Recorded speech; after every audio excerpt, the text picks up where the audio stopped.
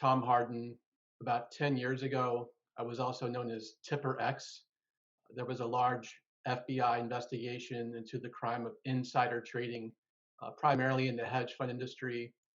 Over 80 individuals were criminally charged, some hedge fund managers, hedge fund analysts, some bank analysts, some attorneys.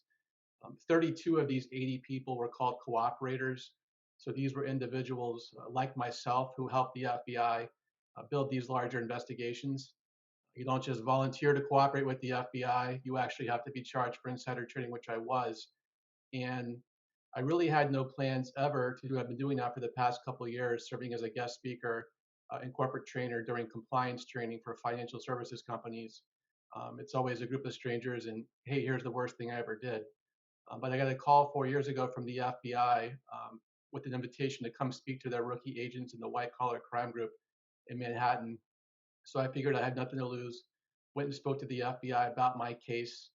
They said I was one of the youngest people they charged in my 20s, and the amount of money I made, 46,000, was the lowest. So of the 80 people, why did I do it? I talked to the FBI, and the FBI encouraged me now the last couple of years to go out and share the story. So that's what I've been doing.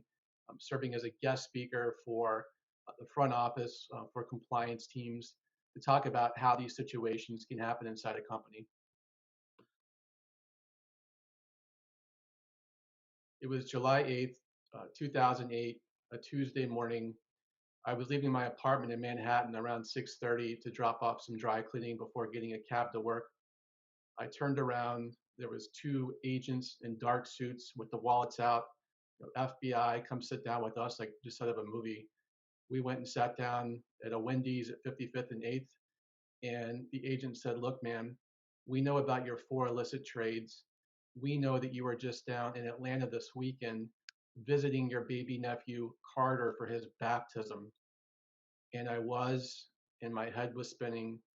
And my first thought with the FBI in my face was, oh my God, my dad's going to kill me. What's he going to say? I was 29. He's a blue collar guy. What's he going to say? And then I thought, holy crap, my wife's going to find out. She had no idea about my four trades. Oh my God, this might impact my career. Oh God, I might be going to prison. But I went from that thought about what's dad going to say to prison. And then the FBI started asking me about the four trades. They said they knew about a cash payoff, which was true. And they told me I was a smaller cog in a bigger wheel that they were going after, a bigger network. And could I help them build some cases against some of the bigger targets in the industry around that time? I waited a few nights. I called them back. I didn't talk to an attorney. They actually told me not to. And I said, look, I do know of illicit trading going on. Some of the hedge funds in business at that time, this was their business model to trade three or four stocks perfectly every quarter. I knew what was going on. The FBI gave me a chance to help them. And so what I did was wear a wire for 2 years undercover, getting people of interest on the FBI's list in conversations, often building relationships with these people who I didn't know that well myself as a young analyst. I didn't know really where this was leading. The FBI would give me really no feedback on how it went. They would tell me if it went bad in a recorded conversation. If I ask a question to you as a target, I'm supposed to wait and let you answer.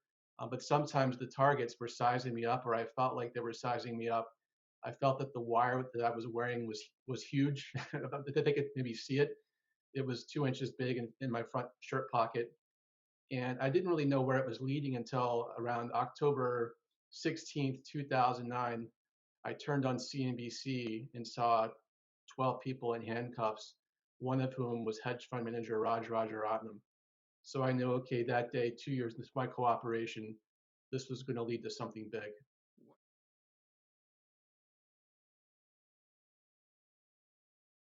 Well, it's been a long, long road there. I wore a wire for 2 years undercover, but I was doing it, to hopefully have the best legal outcome for me. I didn't hire an attorney for a year, hired an attorney after I'd worn a wire 47 times. It took me 6 years to be sentenced. I wasn't sentenced till 2015.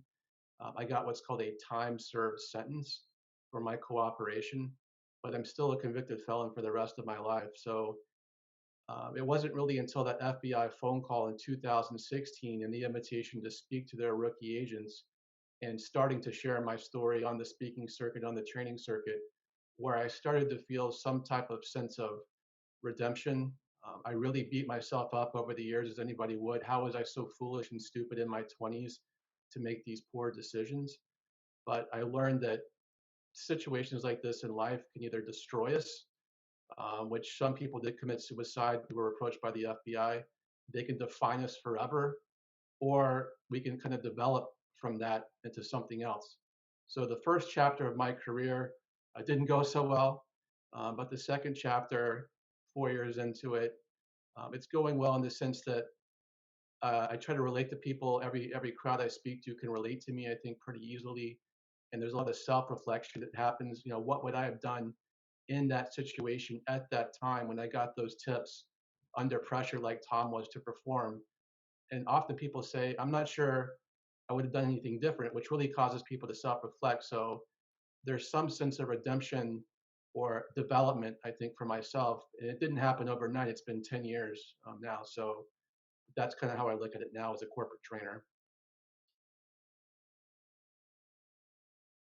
Around 2005, 2006, I started to notice that analysts at other firms were blatantly trading stocks on material non-public information.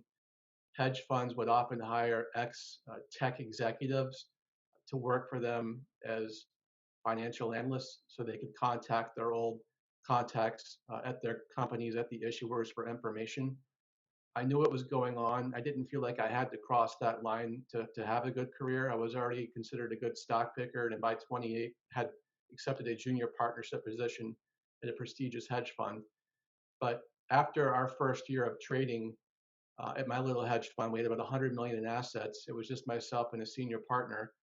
We lost money in 2 of our first 3 months of trading, which really shouldn't have mattered. We had investors with a 1 to 3 year horizon with us. We even had a 3 year lockup. So who cares if we lose money the first couple of months? But for some reason, my boss felt a lot of pressure. And he came into my office one day and said, Tom, I know we're telling our investors we invest with a 1 to 3 year horizon, but honestly, we're a small firm. We're not going to be able to raise money or even stay in business unless we start looking for shorter term opportunities to make money every month. That change in the goals from longer term to very short term definitely contributed, I think, in some part to my behavior later. And he didn't really articulate what does it mean to try to make money every month. Now, I didn't ask him and say, should I cross any line? But the ambiguity in his message um, also kind of set the stage for what happened later. I take responsibility for what I did, but I always say, you know, ambiguity is the enemy of any type of compliance or ethics type of program from a senior manager like that. So the goal setting and the ambiguous messages. These cases, the first couple of cases of Operation Perfect Hedge of the 85 people charged, where your basic tipper, tippy cases. In my case, another financial analyst had called me with 4 specific trades about corporate takeovers or corporate earnings announcements that were happening. So that was a very easy case for the FBI to get involved with. Also, the recidivism of doing it more than once created a higher culpability, a willful intent to break the law. It wasn't some one-off thing. I did it 4 times. And on one of the trades, my tipper actually asked for a cash payoff. And if you're carrying cash to your tipper, I always say, then that's not a gray area. So that type of quid pro quo type of cash payoff in several of these cases, you know, escalated this beyond just the SEC, the regulator. It actually brought in the FBI, and then the use of these wires. So one of the federal prosecutors who had worked in the narcotics division in Manhattan got transferred to the white collar securities division and got approval from a judge to actually wiretap people on Wall Street, which is a huge invasion of federal privacy. So the judge actually has to approve every wiretap, as people may know, when building these cases. But there's no better evidence that somebody on a wire is saying something, and then if they deny it, just playing the tape. So that was how the criminal authorities got involved.